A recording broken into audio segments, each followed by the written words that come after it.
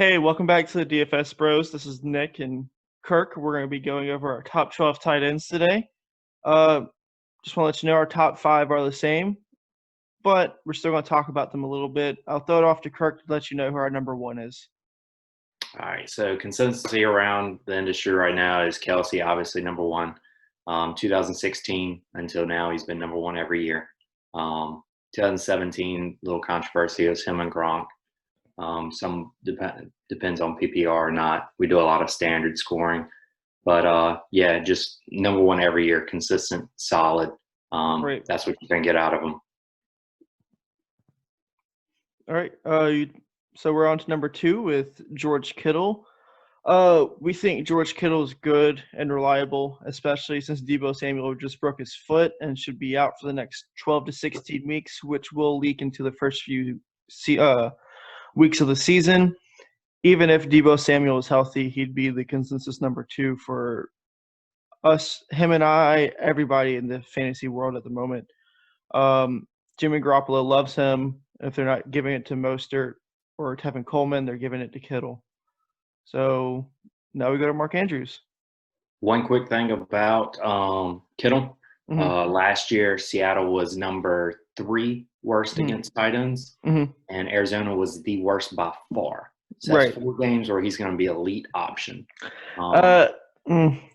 Arizona may be different since they have Isaiah Simmons now. One player does not change that. They allowed 15 touchdowns last year, which is basically 1 per game. The second worst only allowed 10. Most teams average around 6 or 7 touchdowns for the whole year. So they pretty much doubled. So they should be a little better, but I'd still put them in. They're going to allow maybe 10 plus. Yeah, I would agree with that. I just think Isaiah Simmons is going to cause trouble for tight ends that are not elite like George Kittle.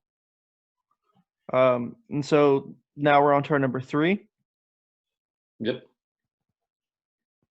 So I got Mark Andrews. A lot of people around have him or Ertz. The reasons why I picked Mark Andrews, he's the top option on Baltimore.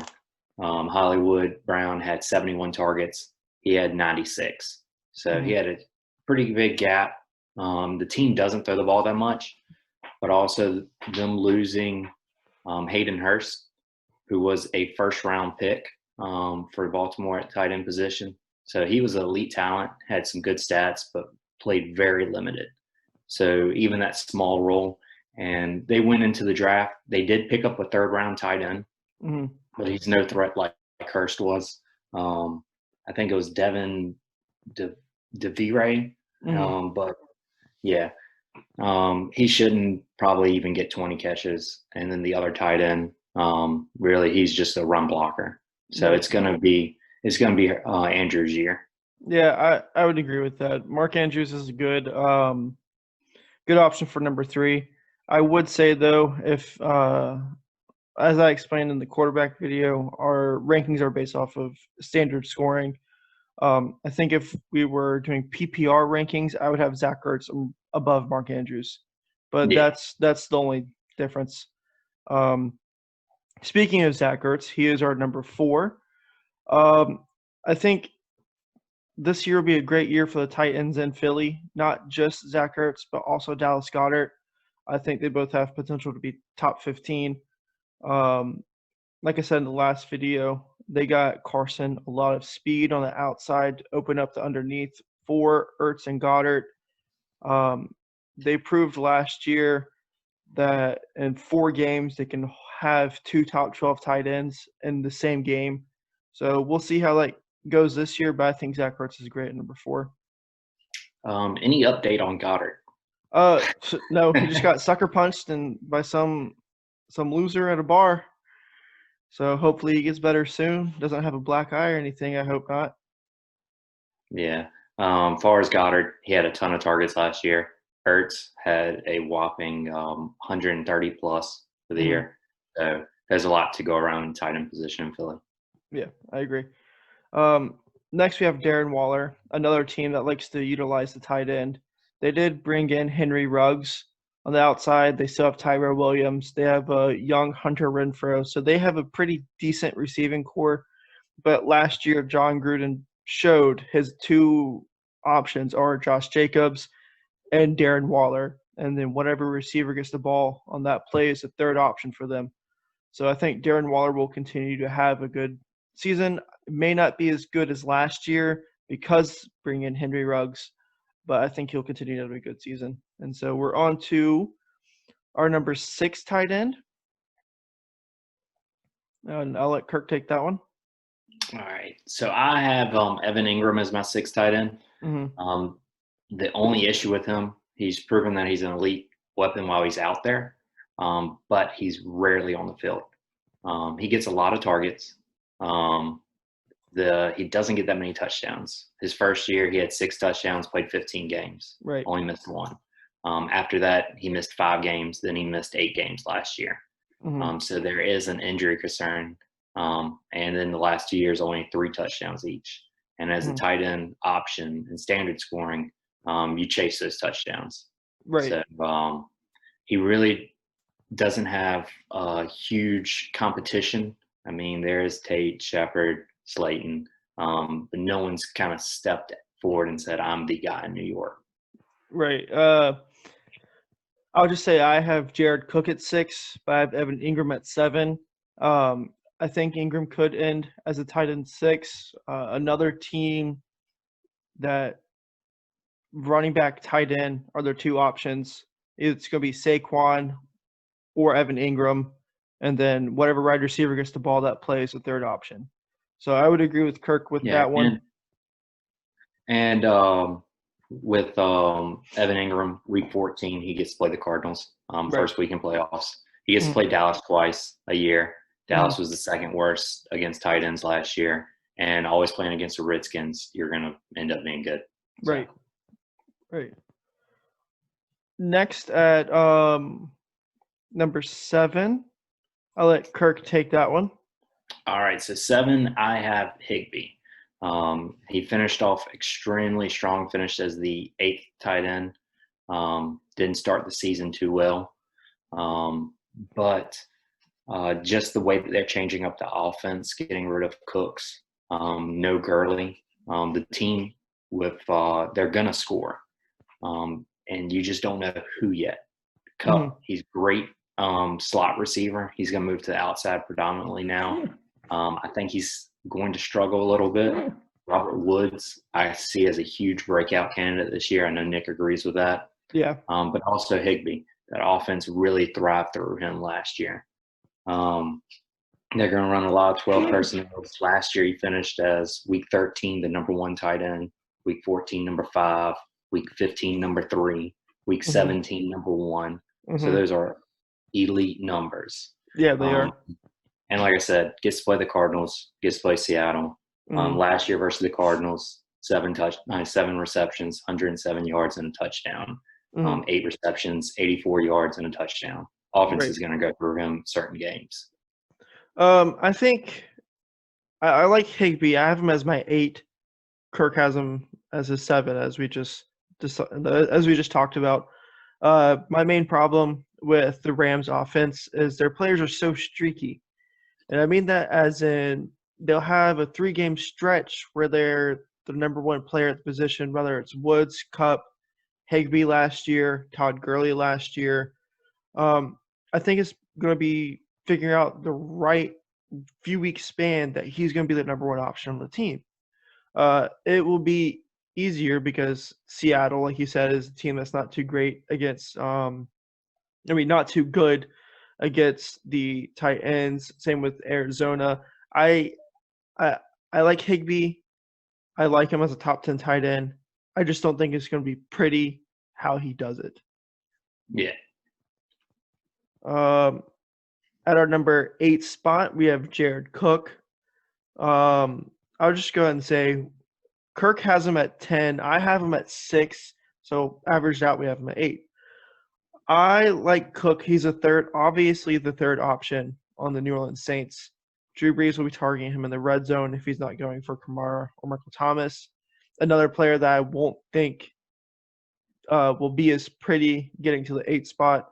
And that's the way it's going to be with a lot of these tight ends, aside from Kelce, Kittle, Andrews, Ertz, and Waller. It's not going to be that pretty how they get there, but they will get there to a top 10 finish. And I'll let Kirk take it away from me.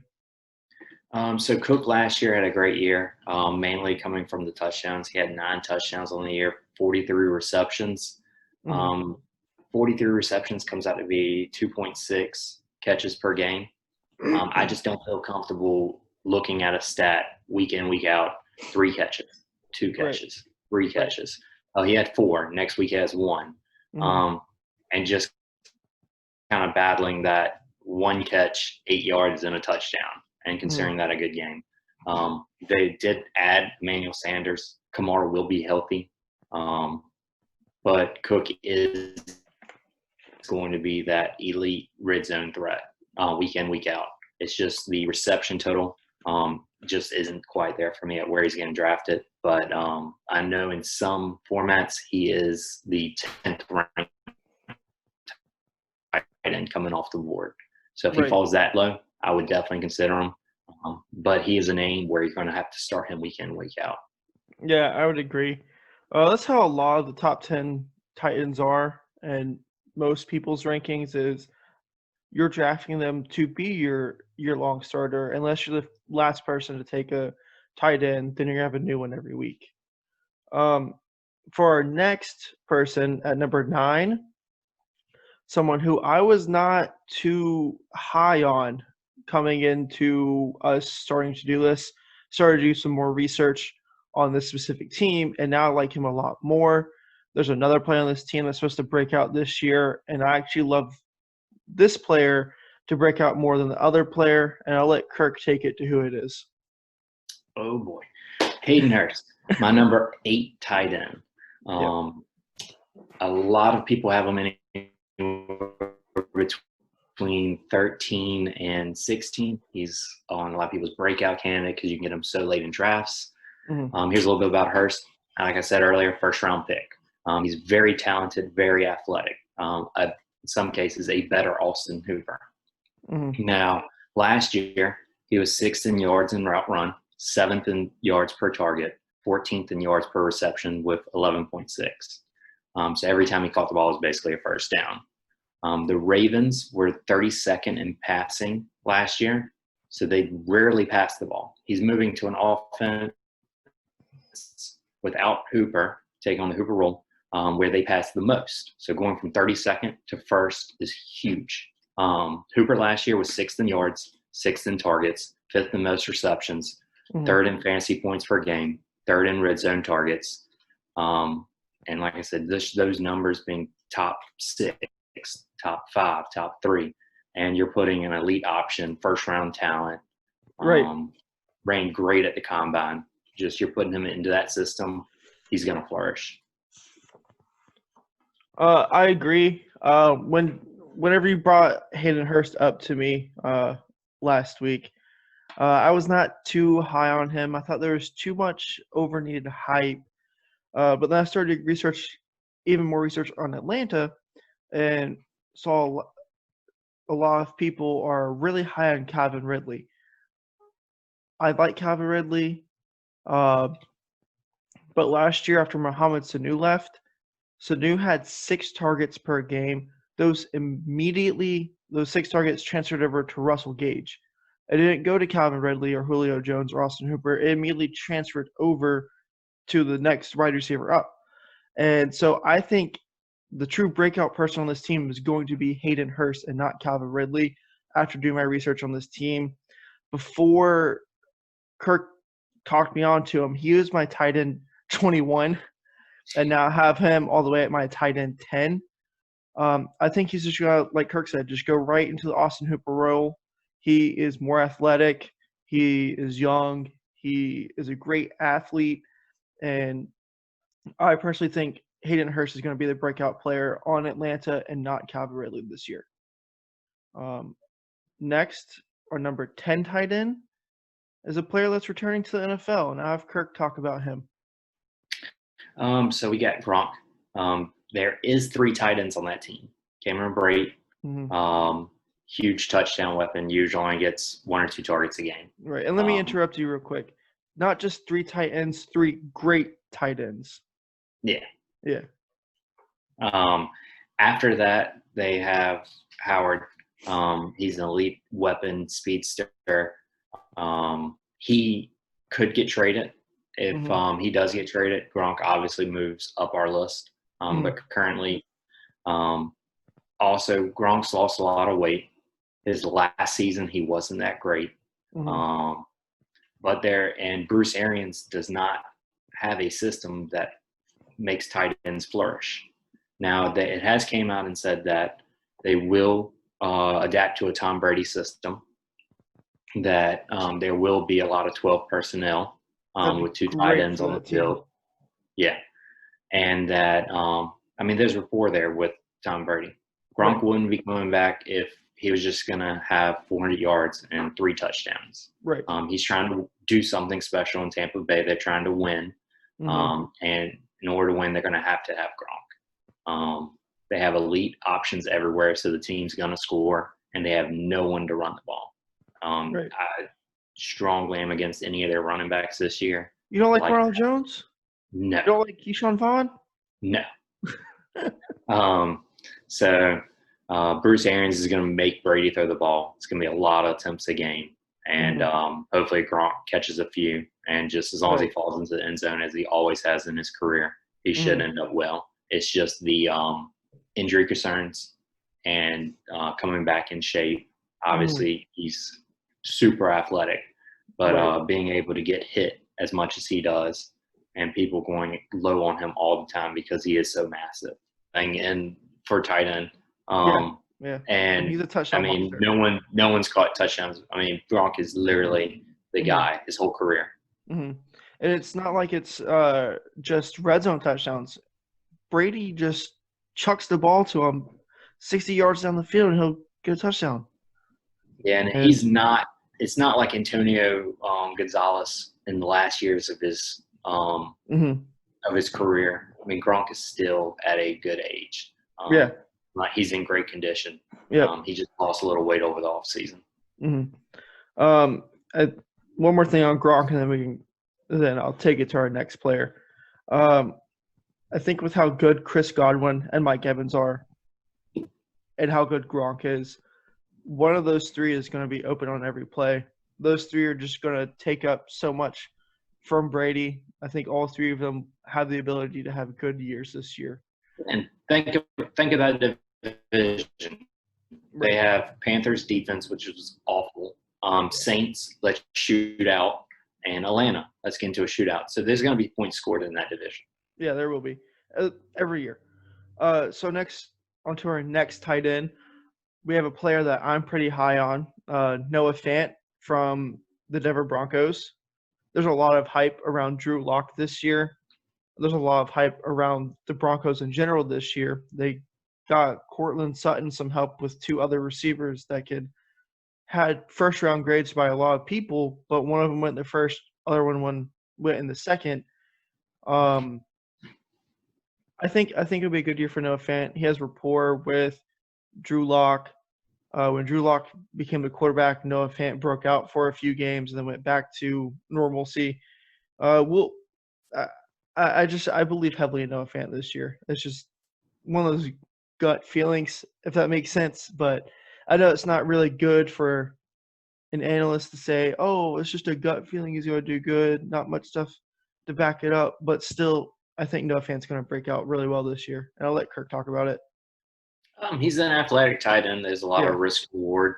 The offense is revamped, and he's got a young QB. And one of the big things I like to go to when I have a young QB is the tight end, on the security blanket. You're not spending a crazy pick on Fant. In some leagues, some people may reach on him a little early because he is becoming kind of the talk in the tight end position. Because of his athleticism, because the Broncos should score more than last year. But they do have a lot of weapons. But if that offense gets going, Fant should be one of the reasons why. Yeah. For number 12, our consensus, we have Mike Gesicki and Hunter Henry tied. But I think a lot of players should go here. I'll let Kirk tell you who his personal number 12 is. So I have Hunter Henry at 12. A Mm-hmm. lot of people have him right after that top 5 tier. Mm-hmm. Him somewhere between 6 and maybe 9. Mm-hmm. Neither one of us are really feel strong about the Chargers offense. Tyrod Taylor.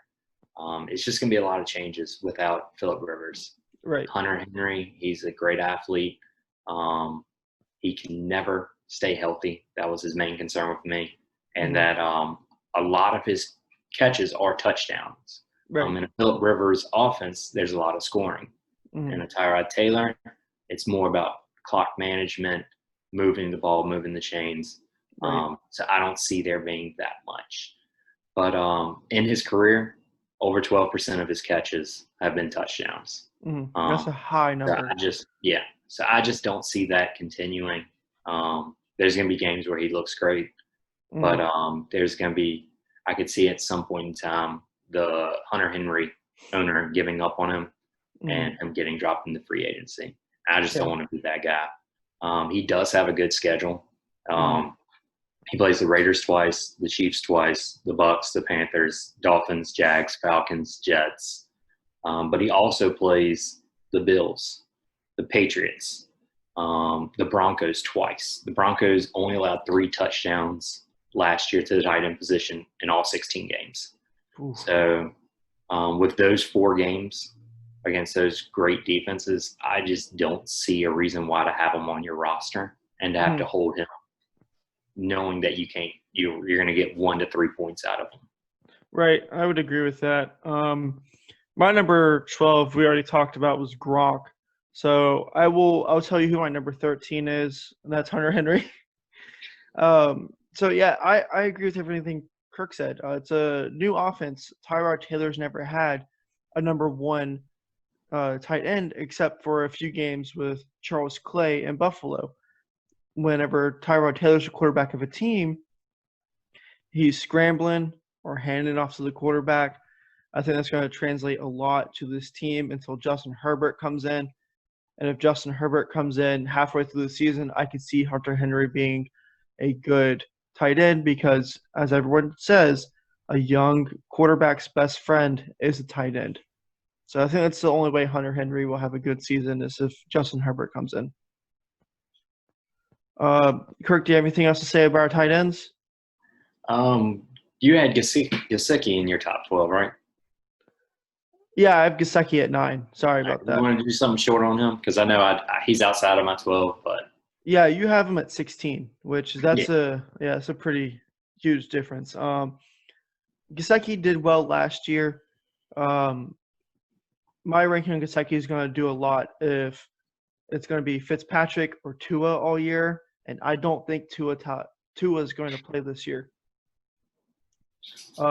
He's recovering from a broken hip, the same broken hip injury that Bo Jackson's career ended from. Obviously, science, medicine, technology has advanced in the last 30 years, but he's going to need a lot more time to recover than just the 3 games from last year and then going into this season. I just think Fitzpatrick's going to be his team this year and then sit Tua for a year and pick him up in 2021. Do you have anyone that we don't have ranked in our top 12 that you'd be willing to draft if something happened and you couldn't get one of your top 12 tight ends? Jack Doyle. Phillip Rivers. Rivers is now almost in Jameis Winston territory where he just throws the ball. That offensive line's going to give him plenty of time. No Eric Ebron. So he's going to have a lot. He's going to have a lot of targets. So he's kind of the if my guy's gone, Hayden Hurst. If anyone is watching that's in our league and snipes them, then I'll probably have to go to Jack Doyle. Yeah, for me it's Dallas Goddard. Like I said earlier, I think the Eagles tight ends are going to have a fantastic year. They got a lot of speed on the outside to open it up underneath for Goddard and Ertz.